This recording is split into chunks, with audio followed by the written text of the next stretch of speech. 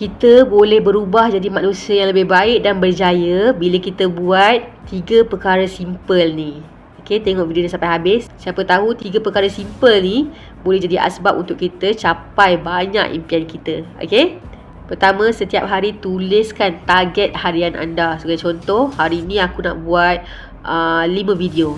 Okey, so tuliskan apa yang kita nak buat setiap hari. Kedua, self-talk, perkara-perkara yang positif je kat diri kita. Sentiasa nampak apa yang baik diri kita.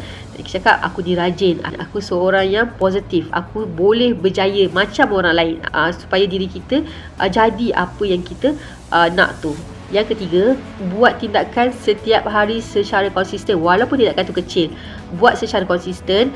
Makin hari kita akan nampak hasilnya. Okey, jangan buat hari ni buat, esok tak buat, hari ni buat, esok tak buat. No, kena buat secara konsisten. InsyaAllah mudah untuk kita capai apa yang kita impikan.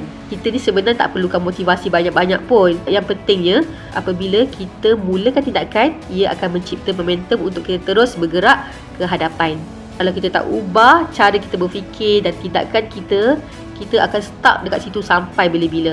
Sentiasa yakin percaya dan semua impian kita pasti termakbul. Assalamualaikum. Bye-bye.